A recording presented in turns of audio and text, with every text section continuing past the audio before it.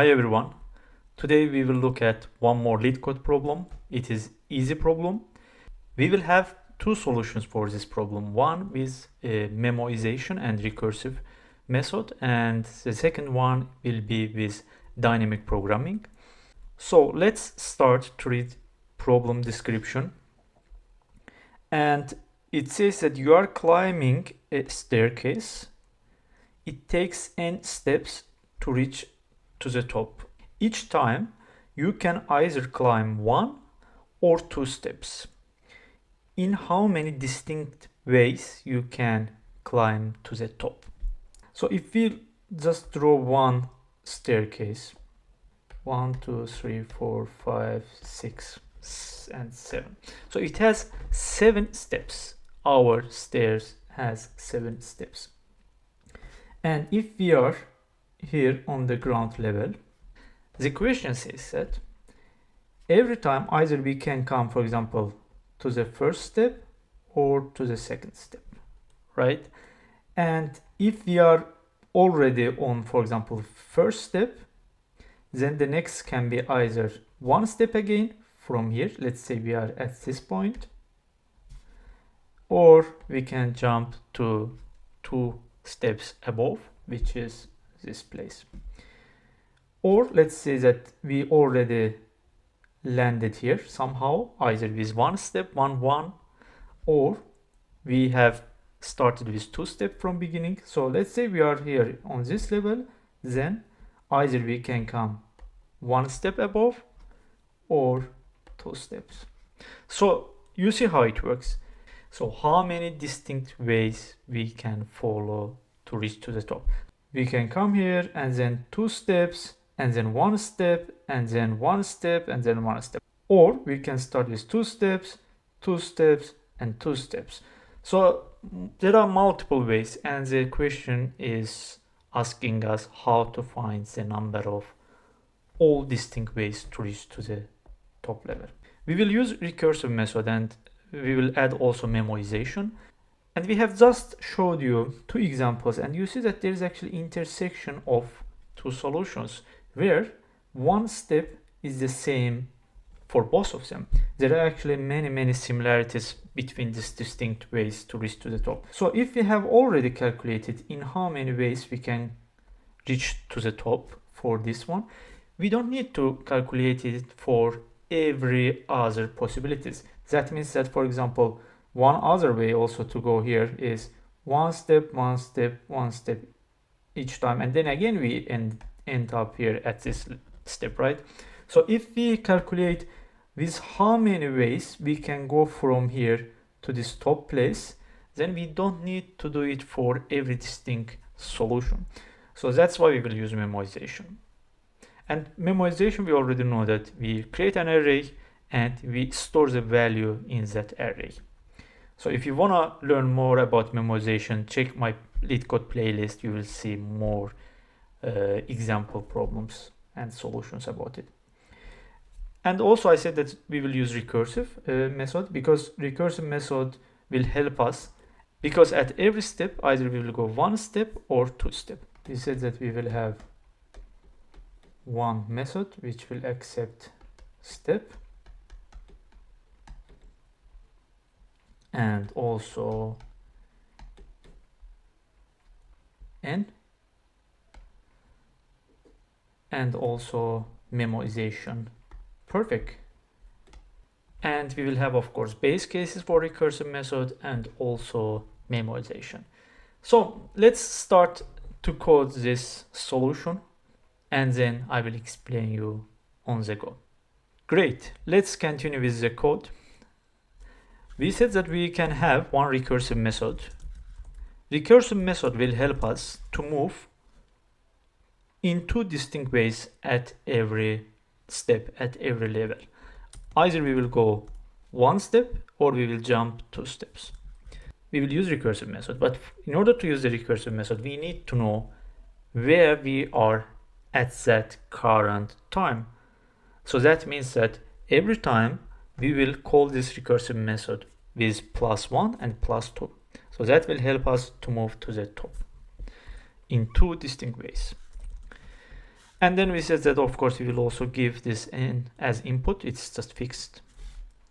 For now I will not write memoization, so then I will add it later, and you will get why I'm doing that.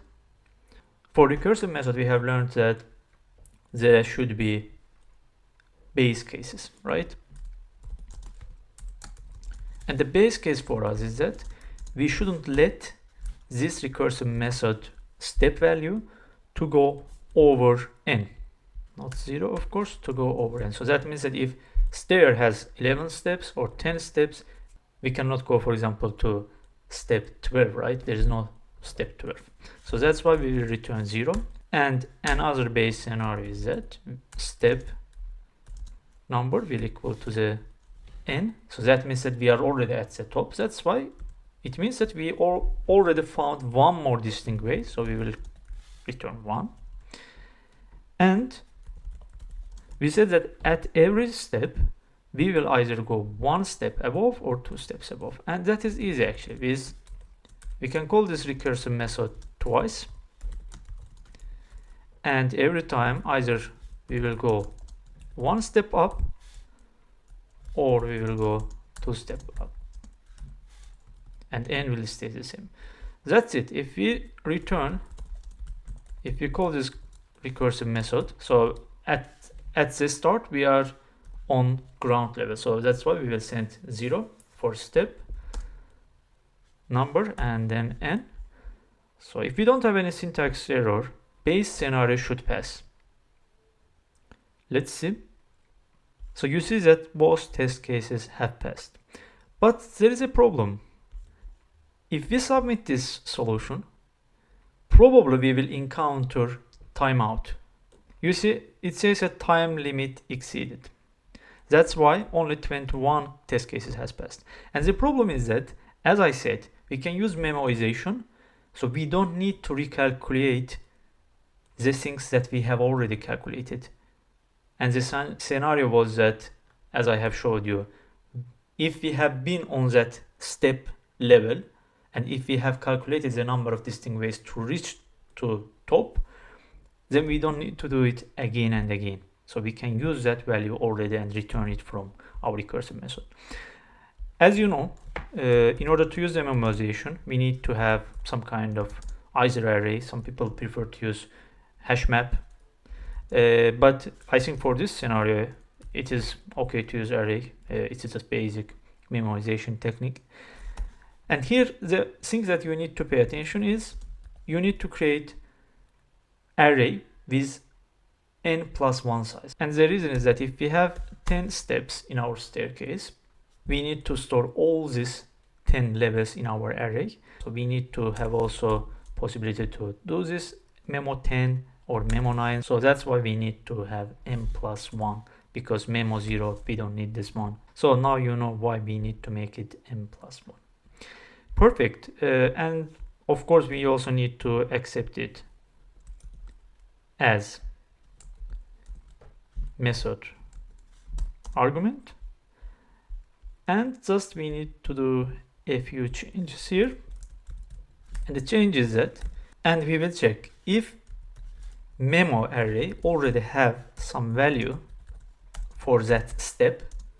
So if it is not 0, that means that we have saved some value there. So we will return it from our memo. And one more last thing is, instead of returning it right away, we will first store this value in our memoization array and then return our memoization array value. I think that should be all. Yes, of course, we also need to call recursive method like this. And let's see. Okay, yeah, because we are also calling recursive method here. So we need to also send it as a method argument. Let's see what we have missed. Memoization. Okay, because here we are using memo, so it should be consistent. Okay, as you see, base scenarios passed, and then we can submit and see if we have covered all the scenarios. Yes, as you see, 0 millisecond, and it beats 100% of the solutions. Perfect. That was it for this video. And in the second part of this video, you will know how to solve it with dynamic programming. And if you like my videos, don't forget to subscribe, like, or give any comment in the comment section below. Take care. See you in the next video.